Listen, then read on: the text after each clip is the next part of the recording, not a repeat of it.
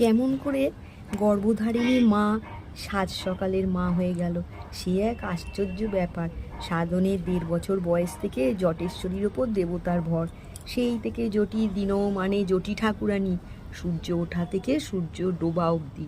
ঠাকুরানীকে কেউ মা, বউ, বোন ভাবতে নিষেধ, ডাকতে নিষেধ। সাধনকে জটি নিষেধ করেছিল, মা বলে ডাকো না বাপ, বাপু আমার। কখনো লয়। সাধন বলেছিল, লা বাপু, খুব বিয়েন বেলা, সূর্য না উঠতে মা বলে ডেকে লবি, সূর্য ডুবতে মা বলে ডাকবি, শুধু সাজি আর সকালে। তাই লগো মা? হ্যাঁ বাপু, সাজে আর সকালে তু মা, আর দিনও মানে তু ঠাকুরানী। হ্যাঁ বাপু, আমি তো সাজ সকালের মা। এই সাজ সকালের মা জটেশ্বরী যাদবপুর লাইন পাড়ে এলো, ওর ছেলেকে রিক্সা করে দিল। মা ছাড়া সাধন কান্দারি কিচ্ছু জানে না।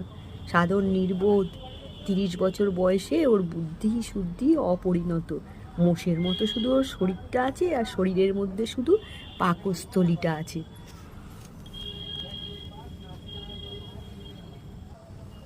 আর আছে ওর খিদে। শুধু খাওয়া দেওয়ার লোভ দেখিয়ে ওকে দিয়ে কত কাজ করিয়ে নেয় সবাই। মা যা বলে সাধন তাতেই হ্যাঁ বলে। মা ওর জগৎ সংসার, মা ওর চাঁদ সূর্য। সেই মা যখন জ্বরে, আমাশায়, পিত্তরসে, কফে ভুগে ভুগে ফুলে গেল, তখন সাধন মনিবকে বলল, টাকা দেন না মশাই, মুখে টাকা দেন। কেন সাধন? মোর মা যে মশাই। কি হয়েছে? অসুখ? মা দিনও মানে ছোঁয়া লেগেছে। মশাই ডাক্তার আনবো, আপনি টাকা দেন। সাধন কান্দরি মনির থেকে 10 টাকা নিয়ে বলল, মাকে চিকিৎসা করি। সাধন, শত হলেও তোর গর্ভধারিণী মা তো। ঠাকুরানীকে বাঁচিয়ে দেন গো, ঠাকুরানী বিনে মোর জগৎ অন্ধকার। আহা, ঠাকুরানী ঝি সাজ হলে মা হয় গো, মোর মা। তাকে কত লোক সোহাগ করে, নিজের না খেয়ে আমাকে খাওয়ায়, মোকে খাওয়ায় গো। কি বলছো তুমি? আমি তো কিছুই বুঝতে পারছি না। হ্যাঁ গো ডাক্তারবাবু। সাধন মাথা কাটা বলি মোষের মতো মাটিতে গড়িয়ে ছটফট করতে থাকে। দিনে কি খেত তোমার মা? আমি কি জানি মশাই? ওই ধরেন গাছ চা খাবে, গাঁজা খাবে, গঙ্গা জল খাবে, আর সন্ধেবেলা ভাত রাঁধবে, মুখে ভাত দেবে, লিজে খাবে এতটুকুন, যেমন করছিলে যায়। সেই জন্যই রোগটা হয়েছে সাধন। লাগো গো ওয়াল্লাই। দেখি, আমরা দেখি। সাধন মাটিতে পা খুঁড়ে বলে, আপনাদের ঘরে তো কত লক্ষ্মী বাঁধা গো, ভাতের পাহাড়, ডালের সাগর। উয়ার ভাগের ভাতটা তো একটু মোড়ে দিতে পারো। ডাক্তার অবাক হয়ে সাধনকে দেখতেই থাকলো। মানুষের শরীরে পশুর মতো সরল প্রবৃত্তি, এমন ডাক্তার আর কখনো দেখেনি। দিনের দিন ডাক্তার জটিরানী ঠাকুরানীর রোগ ধরতে পারল। এই রোগ ভারতের সর্বত্র। কত নারী এই রোগে ভুগছে। এই রোগের কোনো চিকিৎসা আজও ভারতে বেরোয়নি। হ্যাঁ, অনাহার। আর যেইটুকু খুদকুড়ো পেত, জটিরানী লাল চেলি মাথায় দিয়ে, ত্রিশূল হাতে দিয়ে, তা সাধনকেই খাইয়ে দিত। তাই না খেয়ে খেয়ে জটিরানীর নাড়ি শুকিয়ে গিয়েছিল। জটিরানী বুঝেছিল, অলৌকিকতার বর্ম দিয়ে চারিদিকে না এঁটে দিলে ও বাঁচতে পারবে না, সাধনকেও বাঁচাতে পারবে না। সুন্দর মুখে মরণ। সেই লোক জটি ঠাকুরানী তো মারা গেল।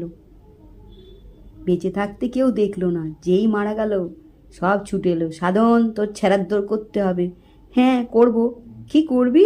কি দিবি মাকে? হাতি দিব, ঘোড়া দিব, সোনা দিব, সব দিব।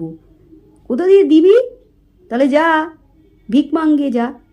গলায় কাছা, কোমরে ছেঁড়া কম্বল বেঁধে সাধন বেরোলো ভিক মাংতে, লোকের দাঁড়ে দাঁড়ে। সকলে পেল 21টা টাকা আর 1 পালি চাল।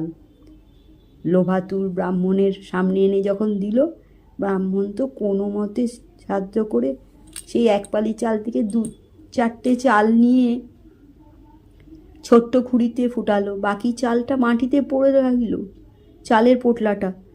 সাধন অবাক হয়ে দেখল, মায়ের সাধ্যের চাল কেন রেখে দিচ্ছে? সে নিয়ে দৌড়াতে থাকলো চালের পোটলাটা। লোভী ঠাকুরমশাই বলল, ওটা ছেড়াদের চাল, তোর খেতে লাইক রে, তোর খেতে নাই। বুকের কাছে চালের পোটলা। সাধন হেলে দুলে বাড়ি যায়।